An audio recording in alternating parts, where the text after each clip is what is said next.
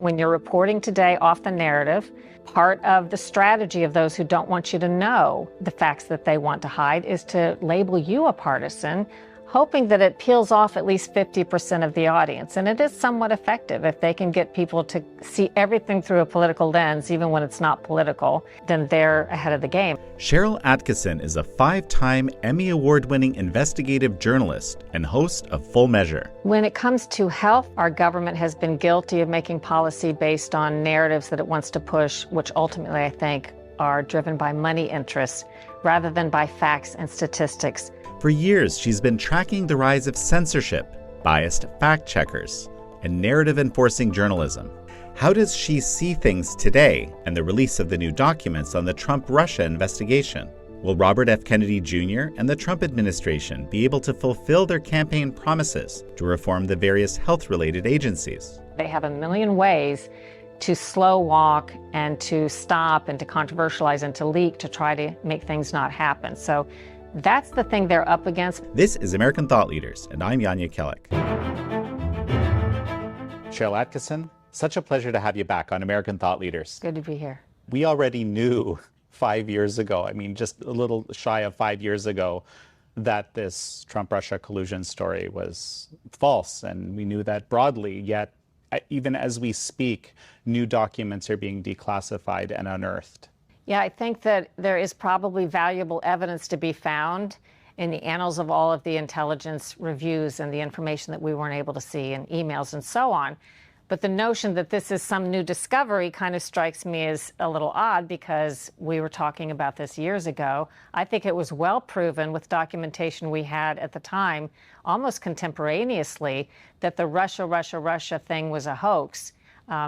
We now have had the benefit of a conviction of an FBI official, the lack of prosecutions and charges against those who had been accused of Russia collusion. I don't think anybody was charged with having an illegal involvement with Russia in the end. There were people charged for other things.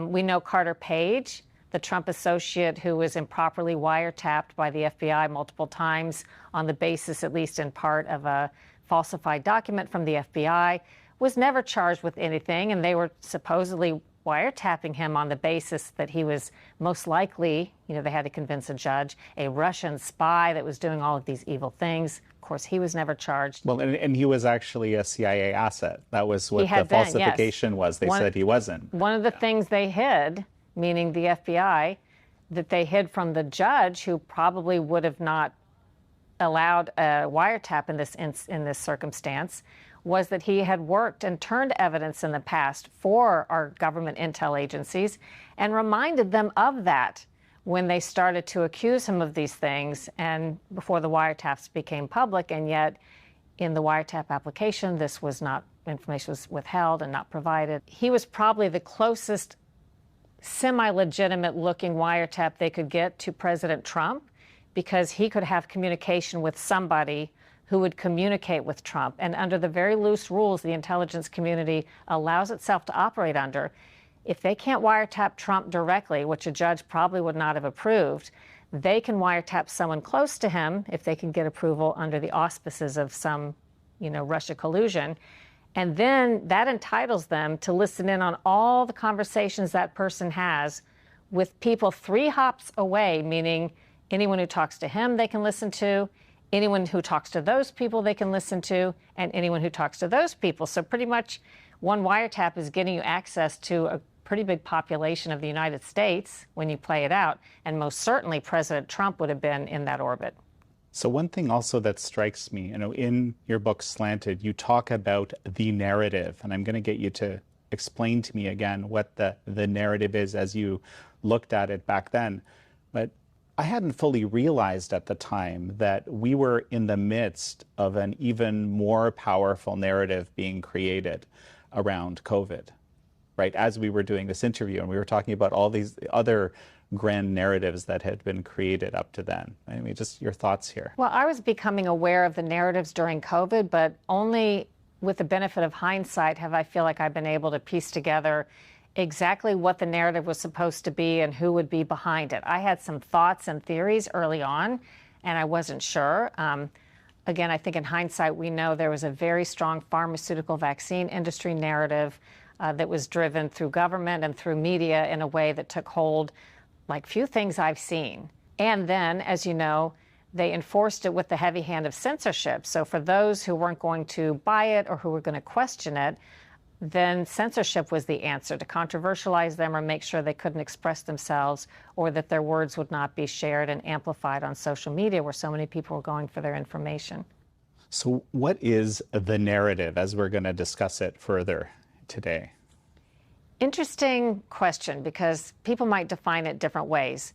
A narrative, I would say, is a story that an interest wants to get across, maybe to the exclusion of alternative or competing parts of the story. And people may have legitimate reasons to do that, and not all narratives certainly are bad.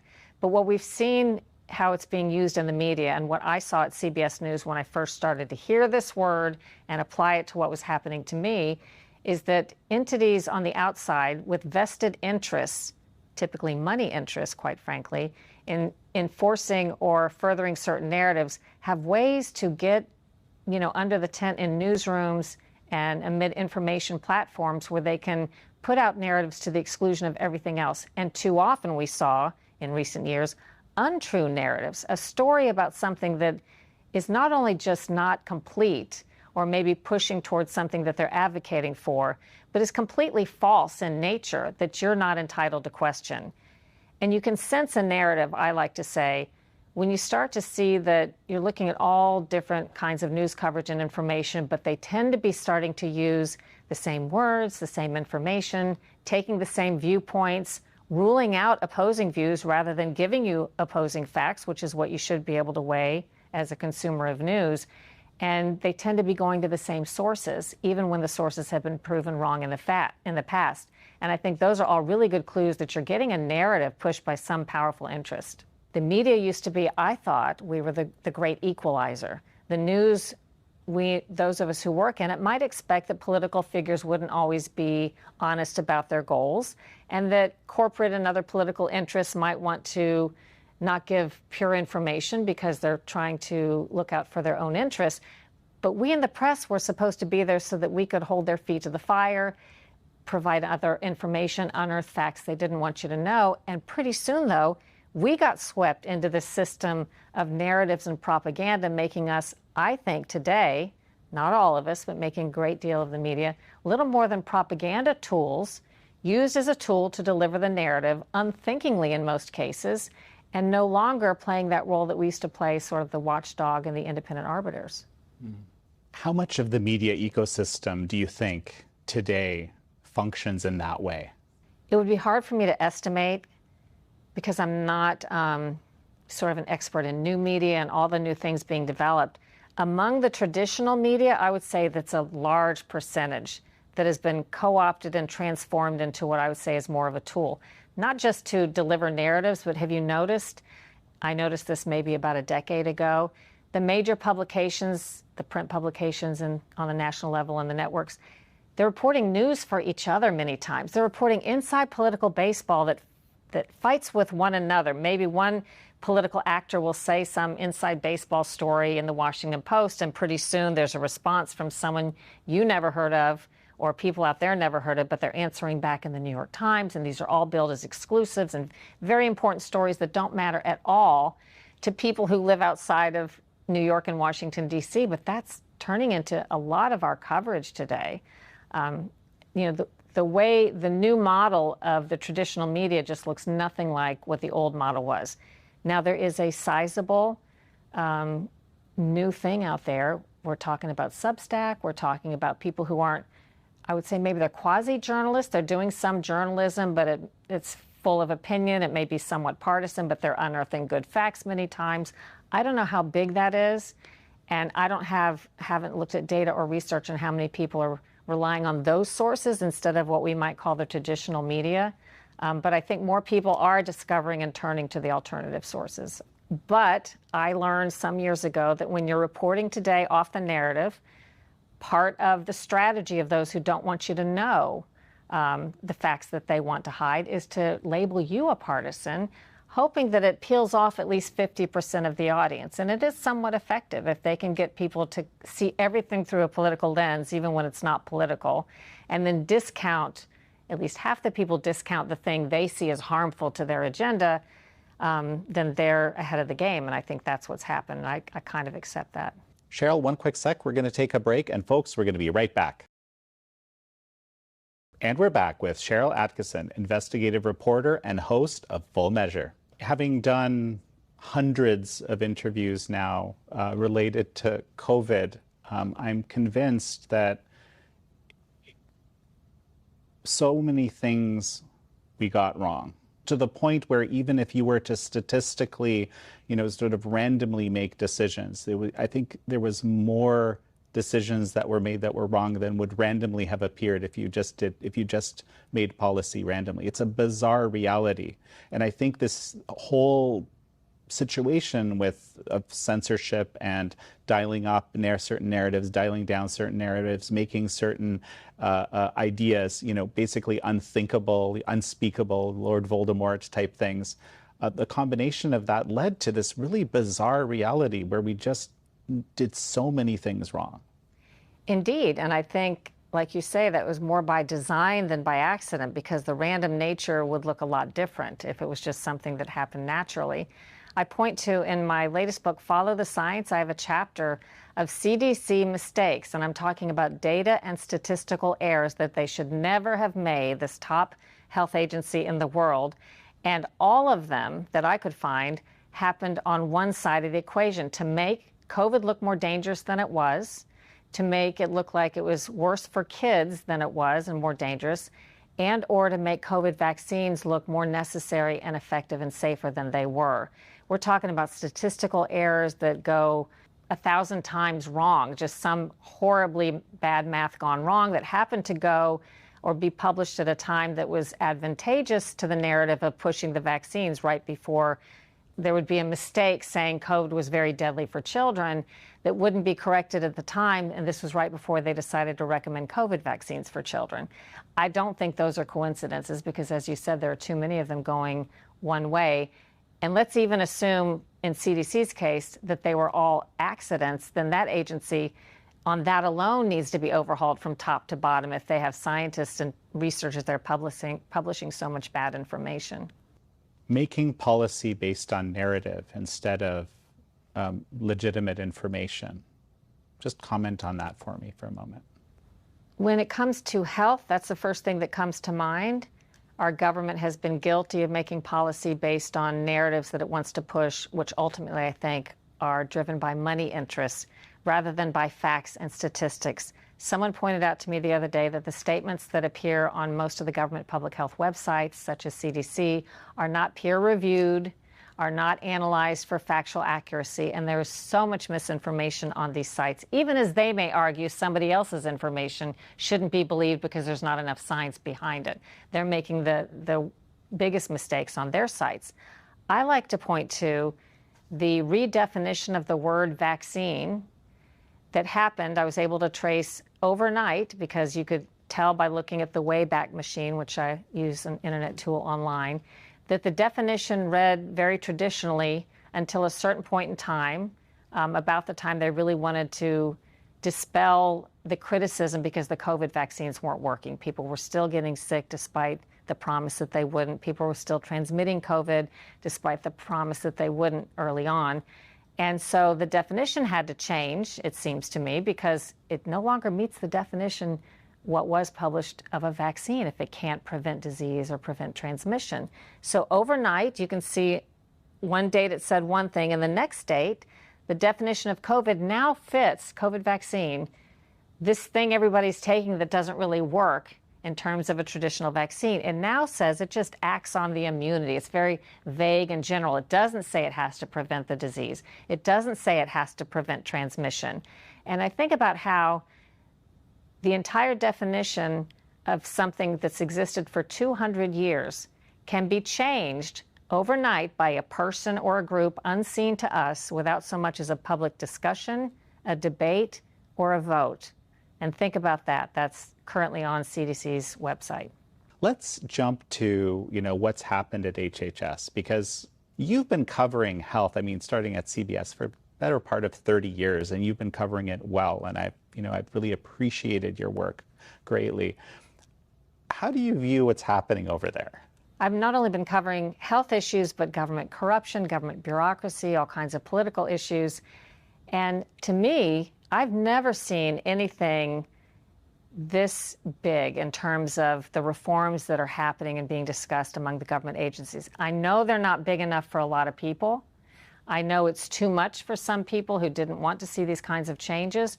But any way you look at it, inside almost every major federal agency, there are these debates and discussions going on with people who are true believers somewhere in there in changing the broken systems that we've had, that I think most of the public would agree have been broken for decades. But we've kind of given up on the thought or the hope that there would be real reform. We just started to think we don't have any hope that something's going to change. It's not always going to be pretty, but just what we've seen so far, I never thought I would see some of these types of changes in my lifetime. We're suddenly talking about the removal of artificial food dyes, which have been linked to everything from cancer to ADHD and a whole lot of other chronic disorders that we're all suffering from. There's so many toxic exposures. The notion of fluoride coming out of the water, that's something that scientists, you may hear the opposite, but the good science has said for many years is something that is supported, that it should come out of the water for health and safety reasons. And there's a dispute going on between agencies right now about that, but it is coming out of the water, and some states are acting on their own in the meantime. There is the safety of food being reformulated to get rid of some of the ultra-processed chemicals that we know for a fact test in animals and sometimes in people is very harmful, and yet have been ignored as our chronic health disease epidemics have exploded in this country. Suddenly those are being addressed. And I would say there's even been an influence of things that were untouchable topics on the news. Maybe the media still doesn't get behind Robert F. Kennedy Jr.'s position on them, but they're being discussed. And they were in the realm of censorship. You couldn't even speak of these things because they were falsely called conspiracy theories. Now they're edging their way, I think because of public pressure, as well as the administration change, into the daily discussion on the news like I've never seen them. I used to say when people asked me 20 years ago, what are the most important news issues that you see in the future? And it always came back to health things. It went from the autism epidemic to more broadly the chronic health disease epidemic happening in this country. I said that 15 years ago. That was almost never being addressed in any meaningful way where there would be action, but for the chance to treat us with expensive treatments, was almost never addressed by our political figures. It was not an election issue, and the public was demanding it. So this is a big change that this is now all on the table. You know, a few months ago, I think most people had never heard of ACIP, for example. You know, maybe briefly tell me what that is, and it's been, you know, basically completely replaced. The Advisory Committee on Immunization Practices, which is a committee that gives advice to the CDC on, for example, what vaccines should go on the recommended childhood vaccine schedule. It's a very powerful position, sometimes filled by conflicted people like most of the government advisory boards who make money from or have connections to the industries that are going to make money from their vaccines going on the schedule, which is a perpetual, forever license for multi-billion-dollar blockbusters if you can get a vaccine on the mandated childhood schedule. So arguably, this panel's done a poor job for decades. I think many parents and many public observers think that. They haven't done a good job in understanding or even looking at the total impact of the vaccine schedule as it's expanded from a few recommended vaccines to something like 72 doses for children today with no studies on the cumulative impact. So if you want to say that's okay, let's at least make that on the basis of good hard science so that you can assure parents this is a good risk for your child to take for the benefit. That hasn't been done. They've made study decisions contrary to science. One of these advisory committees, and I'm trying to remember if it was ACIP, that one or a similar one, signed off on and put out false information that I flagged on the COVID vaccine, falsely claiming that the early studies showed COVID vaccine was effective for people who'd already had COVID. In other words, even if you've had COVID, get it, as if the natural immunity didn't matter.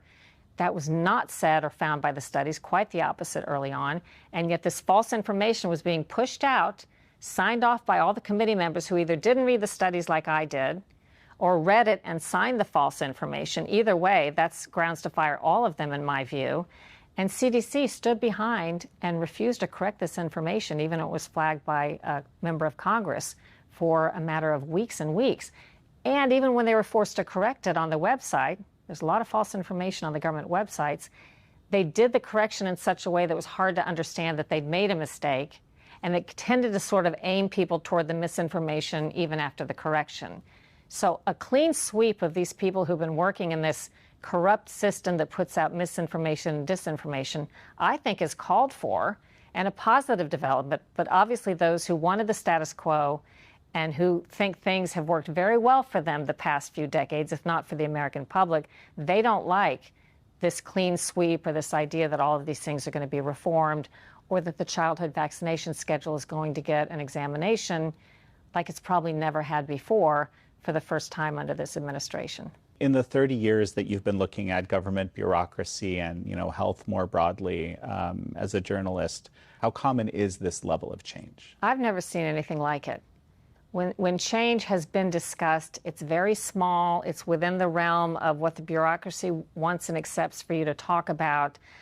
Citizen petitions are filed to remove bad things from food. It's coming from the bottom up instead of the top down for some reason.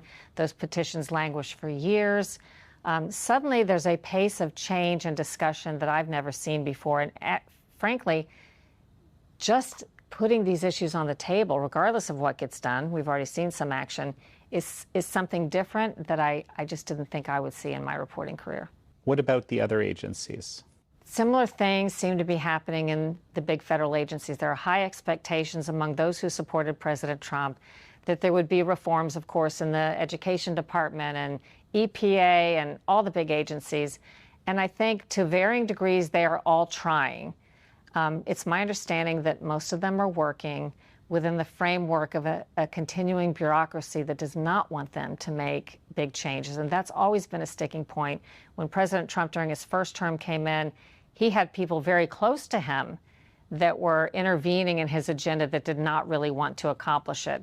Now it seems to me he's got more people at the upper levels who are like-minded, but there still remains within these government agencies the persistent bureaucracies that have existed for decades who don't want these changes to happen. And they have a million ways to slow walk and to stop and to controversialize and to leak to try to make things not happen. So that's the thing they're up against, but there are very determined people who have the experience of the first term to understand and see with clarity, more clarity, what's going on. And I think they're having better luck already with their agenda and will probably make more progress than the first term. Well, Sharyl Attkisson, it's such a pleasure to have had you on again. Thank you.